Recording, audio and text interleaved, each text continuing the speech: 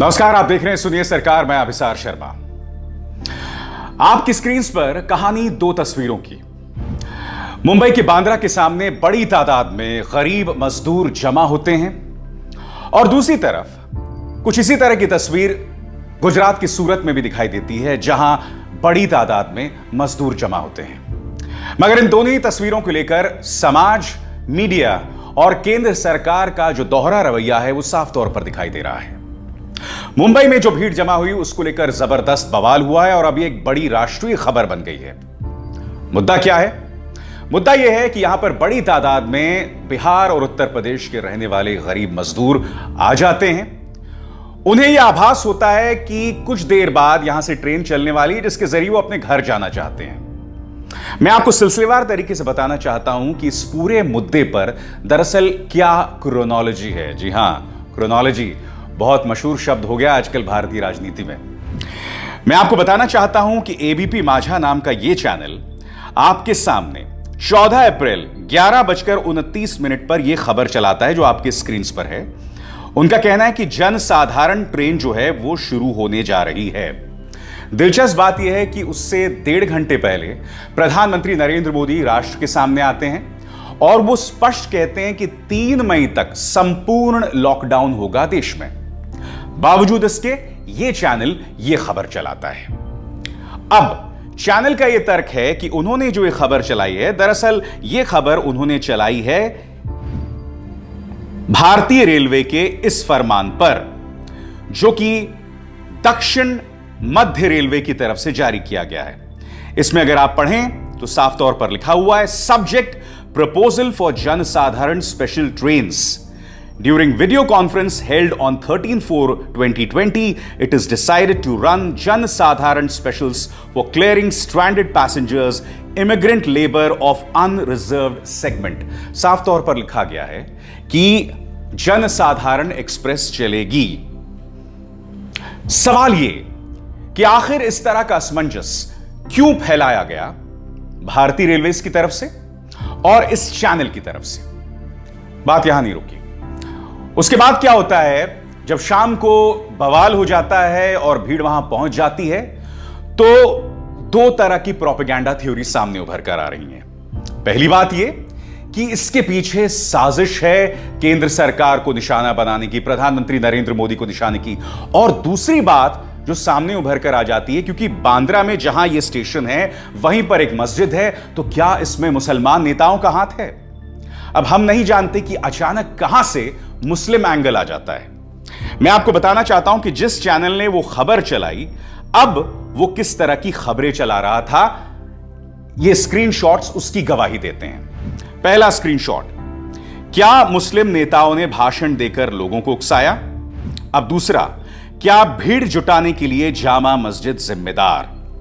उस वक्त क्या होता है दोस्तों कि सिलसिलेवार तरीके से कई चैनल्स अचानक मस्जिद, मुस्लिम जैसे शब्दों को टारगेट करना शुरू करते हैं।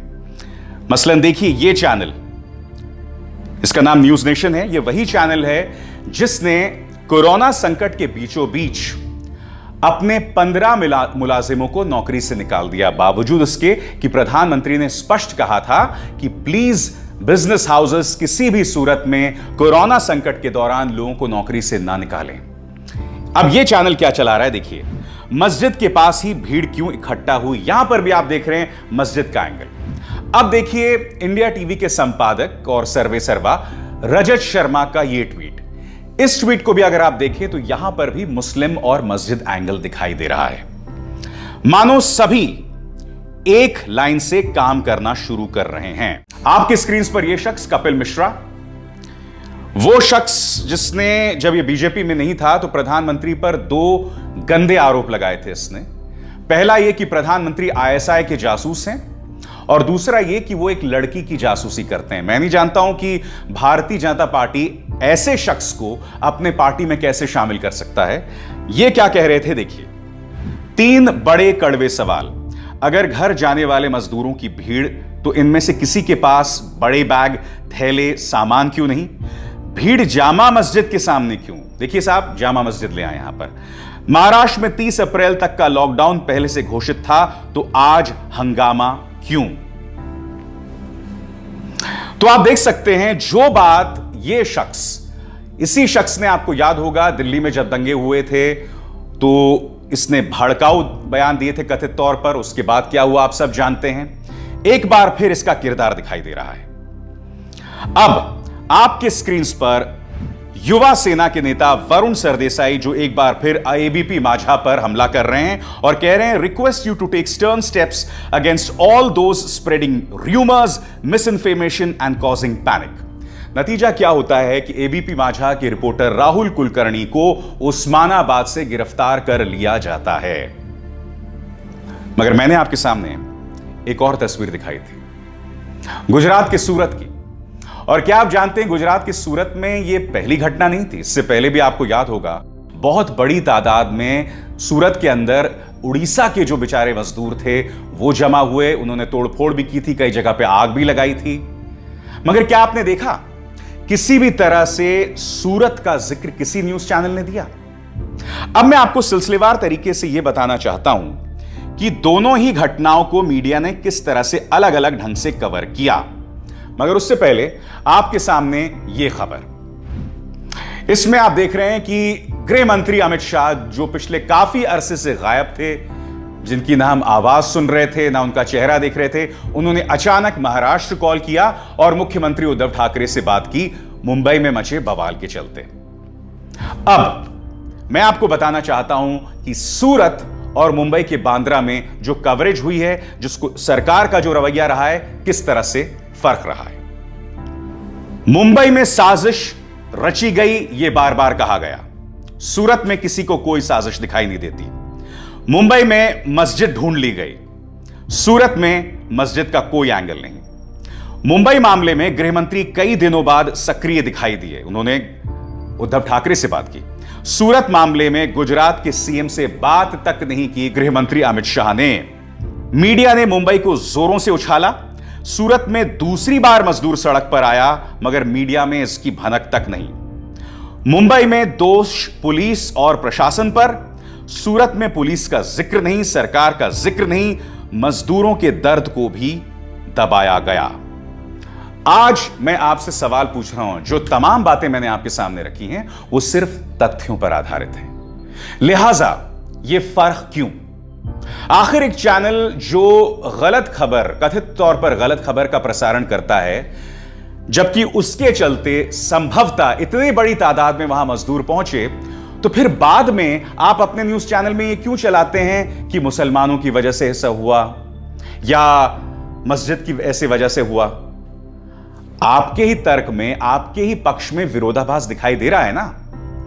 आपकी वजह से लोग पहुंचे, फिर जब लोग पहुंच गए तो आप दोष मस्जिद पर मढ़ रहे हैं। आखिर ऐसा क्यों, बताइए।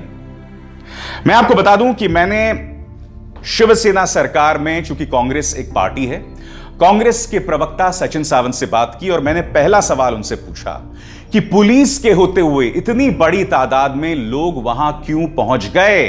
क्या यह सवाल उठना लाजमी नहीं है? क्या इस मुद्दे को लेकर सरकार कटघरे में नहीं है? सचिन सावंत ने क्या कहा, सुनिए।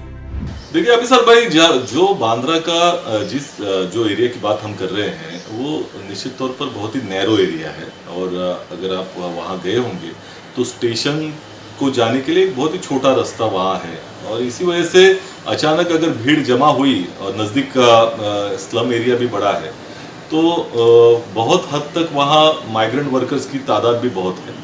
और कल जिस तरह से हमें जानकारी मिल रही है कि माइग्रेंट वर्कर्स अपने घर जाना चाह रहे थे और इसी वजह से वो देख रहे थे बहुत सारे लोग वहाँ टिकट मिले कि नहीं, इस आशा से भी वहाँ जा रहे थे। तो निश्चित तौर पर सरकार ने जांच के आदेश दिए हैं और ये सुनिश्चित किया जाएगा कि इसका कारण क्या है और सभी तरीके से इसकी जांच होगी। और मैं समझता हूँ कि जल्द ही इसके बारे में सही क्या हुआ था वहाँ, इसके तह तक हम पहुंच पाएंगे। मेरा दूसरा सवाल सचिन सावंत से ये कि इतनी बड़ी तादाद में जो ये एक अफवाह फैल गई, इसको लेकर आप क्या कर रहे हैं ताकि भविष्य में ऐसा ना दोहराया जाए? देखिए अभिसर भाई, ऐसा है कि कल जो घटना बांद्रा में हुई बहुत ही अफसोसजनक घटना थी और वहाँ जितने तादाद से वहाँ लोग गए थे उनको कुछ जानकारी निश्चित तौर पर मिली थी कि वहाँ टिकट मिल सकता है, रेलवे जाने की अपेक्षा कर रहे थे वो लोग। और इसके पीछे कुछ चैनल ने बाकायदा ऐसी न्यूज चलवाई थी, और जो चैनल ने ये न्यूज चलवाई है उनके ऊपर कार्रवाई भी होगी, ऐसा नहीं है कि नहीं होगा। जिन्होंने अफवाह फैलाने का काम किया, वो विनय दुबे का एक वीडियो आ रहा है, उसके ऊपर भी कार्रवाई हो चुकी है, क्योंकि इसके लिए रेलवे भी उतनी ही जिम्मेदार है। इसका कारण यह है कि रेलवे ने कल तक बुकिंग ली थी, और कैंसिलेशन का जो एक प्रेस रिलीज निकला है वो कल 14 तारीख के दोपहर को 2:30 बजे निकला है। और जो चैनल ने ये खबर दी थी कि ऐसी जनसाधारण रेलवे निकलने वाली है महाराष्ट्र से, उस चैनल ने जो लेटर के आधार पर ये न्यूज दी थी वो सिकंदराबाद के वहां के डिवीजन का लेटर है। तो वहां वो डिस्कस हुआ था, लेकिन ऐसा कोई निर्णय नहीं हुआ था। पर ये रेलवे का विशिष्ट विभाग का एक लेटर इस चैनल के पास पहुंचा कैसे, इसके भी तह तक पहुंचने की आवश्यकता है। क्या इसमें बड़ी साजिश थी? अगर आप देखें तो भारतीय जनता पार्टी की तरफ से बाद में ऐसा ट्विटर पे ट्रेंड चलाया गया कि उद्धव रिजाइन या प्रेसिडेंट रूल, यानी राष्ट्रपति राजवट की भी बात करने तक इनकी नौबत गई है। तो इसका मतलब यह है कि एक बड़ी साजिश इसके पीछे हो भी सकती है। मैं समझ नहीं पा रहा हूं कि जब देश कोरोना संकट से जंग लड़ रहा है, जब प्रधानमंत्री भी यह संदेश दे रहे हैं कि हमारा लक्ष्य है कोरोना संकट का सफाया, कोरोना बीमारी का सफाया, तो आखिर हमारे न्यूज चैनल्स रेडियो रवांडा का किरदार क्यों निभा रहे हैं? इतिहास जब लिखा जाएगा तो तुम्हारे बारे में क्या लिखा जाएगा कि जब देश इस गंभीर संकट का सामना कर रहा था, तब तुम झूठी खबरें चला रहे थे, तब तुम मुसलमानों के खिलाफ नफरत फैला रहे थे, तब तुम समाज के अंदर हिंदू मुस्लिम विद्वेष फैला रहे थे। आपके सामने उसी के चलते ढेरों नतीजे सामने उभर कर आ रहे हैं, और उसी से जुड़ा है यह दूसरा मुद्दा। क्या आप जानते हैं मॉडल गुजरात राज्य, जी हां, जिस गुजरात मॉडल की बात कर करके देश की जनता को शायद गुमराह किया गया, उस गुजरात मॉडल का एक प्रमाण आपके सामने। अहमदाबाद सिविल अस्पतालों में हिंदू मरीजों और मुस्लिम मरीजों को अलग रखा जाएगा, और यह फरमान कथित तौर पर राज्य सरकार ने, विजय रूपाणी सरकार ने जारी किया है। खबर क्या मैं आपको पढ़ के सुनाना चाहूंगा, इंडियन एक्सप्रेस की खबर है। The coronavirus patients and suspected cases at Ahmedabad Civil Hospital, where 1,200 beds have been set aside for COVID-19, have been segregated into wards depending on their faith. While Medical Superintendent Dr. Gunawat H. Rathod said a ward for Hindu patients and another for Muslim patients has been created as per a state government decision. राज्य सरकार के फैसले के चलते हमने ये किया। Deputy Chief Minister and Health Minister Nitin Patel denied any knowledge. Rathore साहब कह रहे हैं कि यह फैसला लिया गया गुजरात सरकार के कहने पर, मगर डेप्यूटी सीएम नितिन पटेल इससे साफ तौर पर इनकार कर रहे हैं। राठौर साहब आगे क्या कहते हैं? Generally there are separate wards for male and female patients, but here we have made separate wards for Hindu and Muslim patients. देखा आपने, मुसलमानों के लिए अलग, हिंदुओं की अलग। इसकी वजह क्या हो सकती है? इसकी वजह यह हो सकती है कि हो सकता है कि हिंदू मरीज मुसलमानों के साथ न रहना चाहें। और यह क्यों हो रहा है? ऐसा इसलिए हो रहा है कि ढेरों झूठी खबरें आज की तारीख में न्यूज चैनल्स पर प्रसारित हो रही हैं, जिसका पर्दाफाश कोई और नहीं, खुद पुलिस कर रही है, और योगी की उत्तर प्रदेश पुलिस कर रही है। ऐसा नहीं कि किसी कांग्रेस के राज्य ने या किसी अन्य राज्य की पुलिस में जहां बीजेपी की सरकार नहीं है, उन्होंने इनके झूठ का पर्दाफाश किया। और मैंने आपको बताया कि मुंबई में भी जो घटना हुई है उसको लेकर भी मीडिया किस तरह से हिंदू मुस्लिम कर रहा है। तो क्या इसका परिणाम है कि हिंदू मरीज जो है वो मुसलमानों के साथ नहीं रहना चाहते, या ये सरकार का अपना दिमाग काम कर रहा है? क्या गुजरात सरकार नहीं चाहती कि हिंदू और मुस्लिम पेशेंट्स एक ही वार्ड में रहें? आखिर हम किस हद तक गिरेंगे बताइए? क्या इसकी कोई हद है? हमारी मीडिया आखिर कहां तक गिरेगी, या सरकार आखिर इस मुद्दे को किस कदर दोहराव पैदा करेगी? क्या कोई जवाब है हमारे पास? आपको यह समझना होगा कि आखिर मुख्यधारा की मीडिया ये कर क्यों रहा है। पहला मुद्दा, क्योंकि जैसे ही आप तबलीग की जमात, हिंदू मुस्लिम की बातें करते हैं ना, तो उसको लेकर आपको जबरदस्त टीआरपी मिलती है, रेटिंग्स मिलती है, क्योंकि इन कार्यक्रमों को हिंदू भी देखते हैं, मुसलमान भी देखते हैं। ठीक है, आप लोगों में से ऐसे चैनल्स को कोई बॉयकॉट नहीं करता, लिहाजा उन्हें जबरदस्त छप्पर फाड़ रेटिंग मिलती है। मगर इस रेटिंग के चलते आज की तारीख में समाज दो फाड़ हो रहा है। आप पूरी दुनिया पर नजर दौड़ाइए, कहीं पर क्या सरकार इस तरह की मुसीबत का सामना कर रही है कि उसका अपना मीडिया उसके लिए काम मुश्किल कर रहा है? कहीं दुनिया में ऐसा हो रहा है? बताइए। हो सकता है कि कुछ जगहों पर चाइनीज लोगों को टारगेट किया गया हो, मगर आप यहां पर देख रहे हैं कि खुद मीडिया एक किरदार निभा रहा है। वो मीडिया जिसका काम होता है चीजों को, जो गुत्थियां हैं, उन्हें सुलझाना। वो मीडिया जिसका काम होता है आपके सामने एक सकारात्मक संदेश देना।